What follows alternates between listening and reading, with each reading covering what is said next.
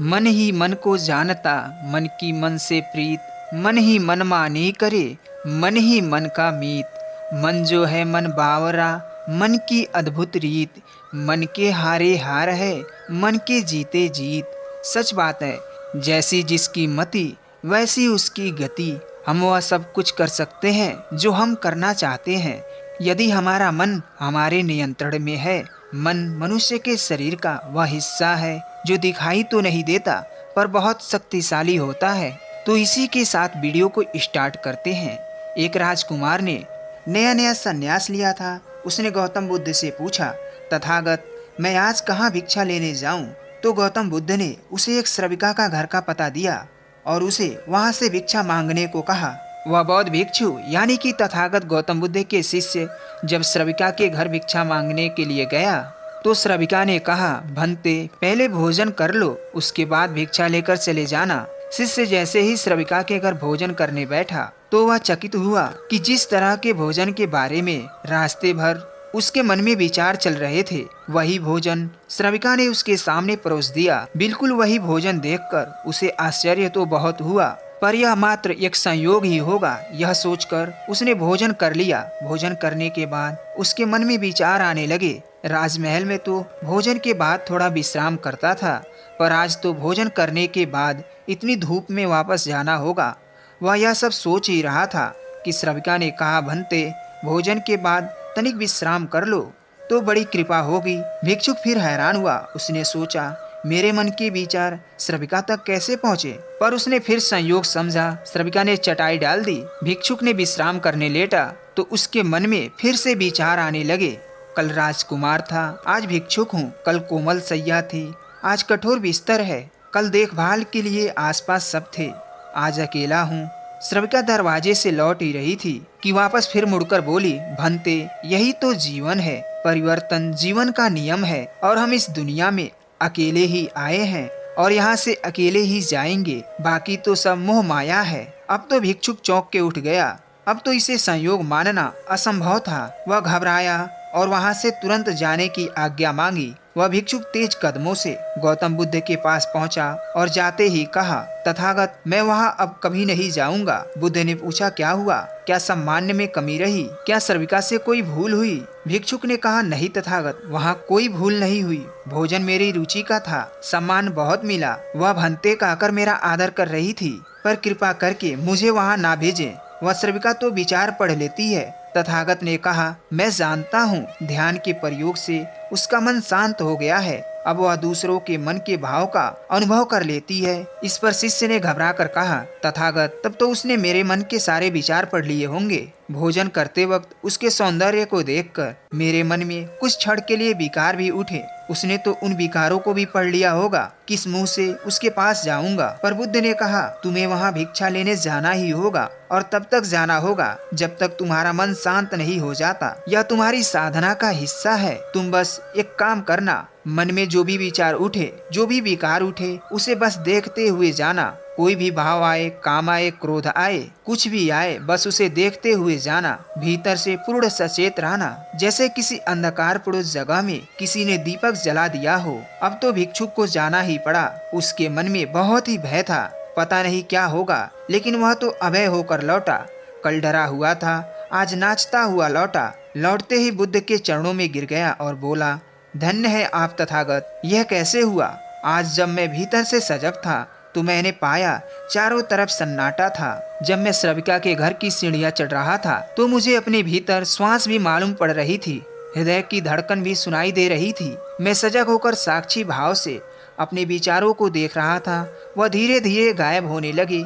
श्रविका ने जब भोजन दिया तो उसका एक एक कौर मुझे अपने भीतर महसूस हो रहा था। मैं हैरान था। मेरे भीतर धीरे धीरे सन्नाटा होने लगा। ना वहाँ अब कोई विचार था, ना कोई विकार, सिर्फ शांति ही शांति थी। इस पर बुद्ध ने कहा, जैसे किसी घर में प्रकाश हो तो उस घर में चोर नहीं आते, वैसे ही जो भीतर से सचेत है, जगा हुआ है, साक्षी है, उसके मन के द्वार पर बेकार के विचारों और विचारों का प्रवेश बंद हो जाता है और फिर मन धीरे धीरे शांत होने लग जाता है। और स्थिर हो जाता है। गौतम बुद्ध ने कहा कि यदि मन तुम्हारा स्वामी है और तुम उसके अधीन हो तो वह मन तुम्हें माया के बंधन में जकड़ कर रखेगा, और अगर तुम मन पर काबू पा लोगे और उसके स्वामी हो जाओगे तो वही मन तुम्हें मोक्ष के द्वार तक ले जाएगा।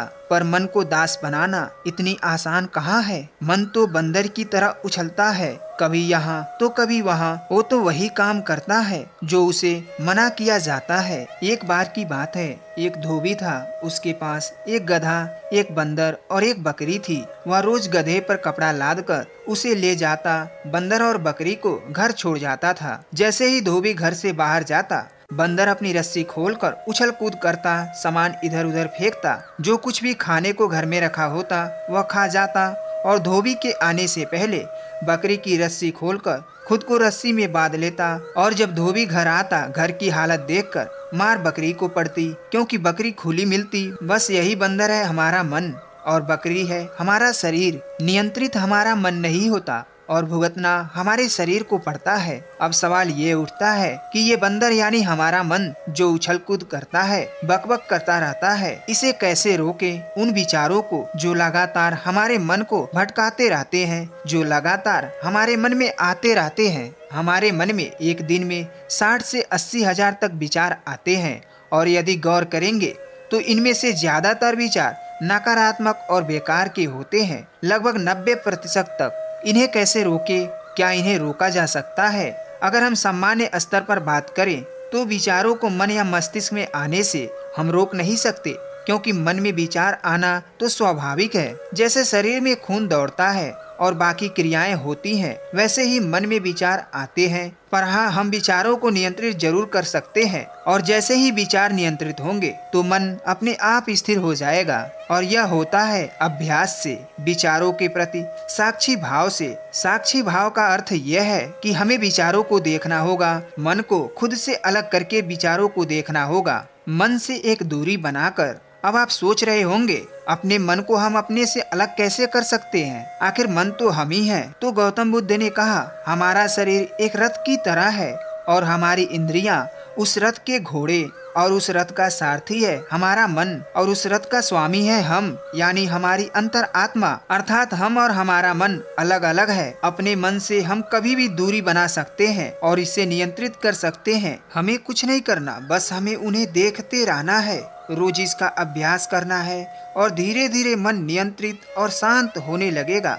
कुछ ही दिन में ऐसा लगेगा कि आप परम शांति और एक खुशहाल जीवन जी रहे हैं। आप देखेंगे कि आपके मन में पहले की तुलना में अब ज्यादा अच्छे विचार आ रहे हैं, और यह विचार तब आएंगे जब आप ध्यान करेंगे, ध्यान का निरंतर अभ्यास करेंगे, और यह अभ्यास एक दिन आपको अपने लक्ष्य तक अवश्य पहुंचा देगी। क्योंकि कहा जाता है, जिसका मन शांत होता है वह अनंत गहराई में चला जाता है, और वह किसी बातों को बहुत गहराई से बोलता और समझता है। क्योंकि जो गहराई से बातें बोलता है उसकी बातों में एक जागरूकता होती है, उसकी बातें 100% सत्य होती है। इसलिए जब हम ध्यान आदि क्रियाएं करते हैं तब हमारा मन शांत और स्थिर हो जाता है। इसलिए गौतम बुद्ध के शरण में जो भी जाता था, तथागत गौतम बुद्ध उसे हमेशा ध्यान की क्रियाएं सिखाते थे, ध्यान का अर्थ बताते थे, और इस क्रिया से मनुष्य वह हर चीज को हासिल कर सकता है जो वह चाहता है, चाहे धन हो, नौकरी हो, या चाहे वह कोई भी काम करना चाहे।